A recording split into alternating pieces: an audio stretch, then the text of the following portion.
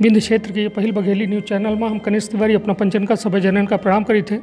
Rewa Shahdol commissioner doctor Ashok Kumar Bhargava जी हमारे साथ हैं। अपना समझाने के प्रयास करब कि सर या दोनों रीवा और शहडोल संभाग में या कोरोना वैश्विक महामारी की क्या स्थिति है।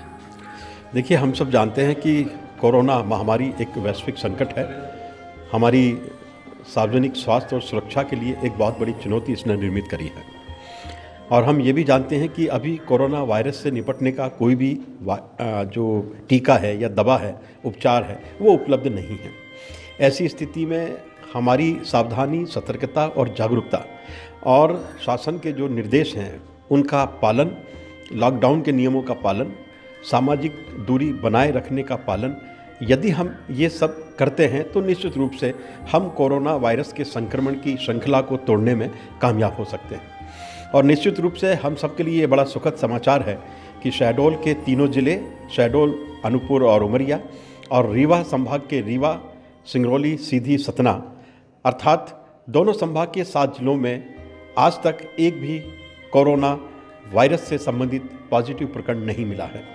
ये निश्चित रूप से दोनों संभाग के जनता की धैर्य, संयम, साहस और अनुशासन की जीत है। हम सब लोग अपने अपने घरों में रहे, हमने सामाजिक दूरी की जो लक्ष्मण रेखा है उसका पालन किया, बार बार हाथों को साबुन से धोया, बाहर जब भी निकले तो निश्चित रूप से मास्क लगाया, और इसके साथ साथ हमने स्थानीय प्रशासन के नियमों को पालन करने के लिए लोगों को प्रेरित किया, जागरूक किया, और उसी का ये परिणाम है कि आज हम कोरोना वायरस से पूरी तरह से हमारे दोनों संभाग मुक्त हैं। लेकिन अभी जंग हमारी बाकी है। दूसरा चरण जो 3 मई तक लागू किया गया है, इसमें भी मैं ये सब हमारे दोनों संभाग की जनता से ये अनुरोध करना चाहूँगा कि आप अपने अपने घरों में रहें और हर संभव परिस्थिति में जो सामाजिक दूरी है उसका पालन करें। अपने हाथों को धोए बगैर अपने मुख से, चेहरे से ना लगाएं। भीड़ में अनावश्यक रूप से जाने की आवश्यकता नहीं है। अनावश्यक रूप से घरों से बाहर निकलने की आवश्यकता नहीं है। अत्यावश्यक वस्तुओं की आपूर्ति उसकी सुनिश्चित की गई है। आप सब स्थानीय प्रशासन के नियमों का पालन करें। किराने की दुकान पर, दवाई की दुकान पर, फल या सब्जी की दुकान पर जाते हैं तो वहाँ भी सुरक्षित सामाजिक दूरी को बनाए रखें।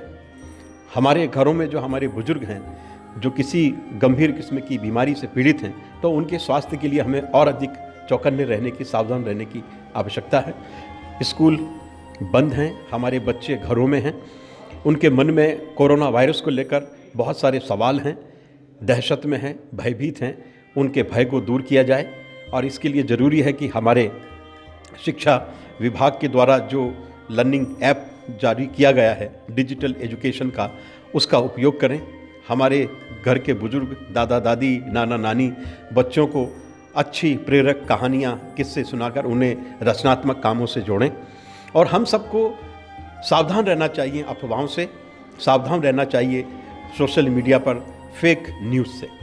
अभी यदि हम सब इन नियमों का पालन करेंगे, और जैसा कि माननीय प्रधानमंत्री जी ने आह्वान किया कि हम सब अपने घरों में रहें, सामाजिक दूरी की जो लक्ष्मण रेखा है उसका पालन करें, घर के बुजुर्गों का विशेष रूप से ध्यान दें, जो कमज़ोर गरीब वर्ग के लोग हैं उन्हें भोजन उपलब्ध कराएं, और अपनी शरीर की प्रतिरोधी क्षमता बढ़ाए रखने के लिए हम आयुष मंत्रालय के जो निर्देश हैं उसका पालन करें।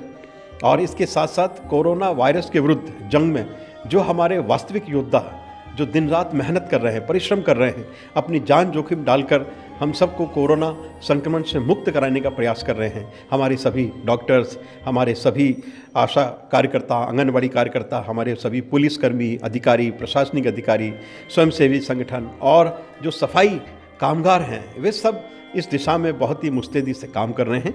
हम सबको उनके प्रति सम्मान, आस्था, श्रद्धा व्यक्त करना चाहिए, उनका हौसला बढ़ाना चाहिए। तो निश्चित रूप से यदि हम स्थानीय प्रशासन के नियमों का पालन करेंगे और माननीय प्रधानमंत्री जी ने जो आह्वान किया है उन 7 बिंदुओं का पालन करेंगे, तो हम कोरोना को हर संभव परिस्थिति में हराने में कामयाब होंगे, सफल होंगे। अभी हमारे देश में कोरोना हजारों की संख्या में जो लोग हैं वे संक्रमित हुए हैं। अब इनको हम लाखों में न होने दें। ये हमारा देश है, हमारा मुल्क है, इसे हम राख में तब्दील न होने दें। यह हमारा मोटो होना चाहिए, मिशन होना चाहिए।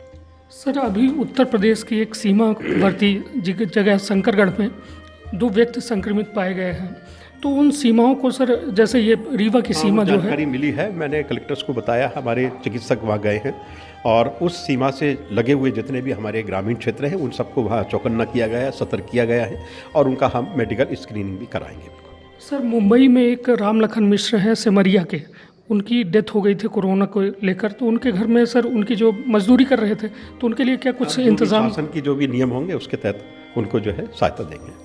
सर जांच की पूरे, यदि रीवा और शहडोल संभाग की बात की जाए तो क्या इंतजाम है सर? जांच कितने? जांच के पर्याप्त इंतजाम हैं। आपको जानकर खुशी होगी कि अभी तक हम कोरोना वायरस टेस्ट के लिए जो है हमारे जो सैंपल थे वो जबलपुर या भोपाल या दिल्ली भेजते थे, लेकिन अब हमने संजय गांधी अस्पताल रीवा में ही ये जो वायरोलॉजी रिसर्च डायग्नोस्टिक लैब प्रारंभ कर दी है। अब हमारे शहडोल और रीवा संभाग के जो सैंपल है उनकी जांच हमने यहीं प्रारंभ कर दी। हम दूसरों पर निर्भर नहीं हैं बिल्कुल। जी, तो सर अब चलते चलते आखिरी में क्या अपील करना चाहेंगे लोग से, जनता यही है कि हम सब लोग मिलकर इस कोरोना वायरस से डरे नहीं, भयभीत ना हो, दहशत को निर्मित ना होने दें, वरन हौसलों के साथ, उत्साह के साथ जो सावधानी है, लक्ष्मण रेखा है सामाजिक दूरी को बनाए रखने की, घरों में रहने का जो आह्वान है, अनावश्यक घरों से बाहर ना निकलें, अपने चेहरे पर मास्क लगाएं जब भी कहीं सार्वजनिक स्थल पर रहें और अपने बच्चों को, घर के बुजुर्गों का विशेष रूप से ध्यान रखें और जो कोरोना वायरस के लिए युद्ध में अपनी सेवाएं दे रहे हैं उनके प्रति सम्मान रखें, उनका हौसला अफजाई करें, तो हम निश्चित रूप से कोरोना वायरस को परास्त करने में कामयाब होंगे और मेरा विश्वास है कि हम होंगे कामयाब। बहुत बहुत धन्यवाद।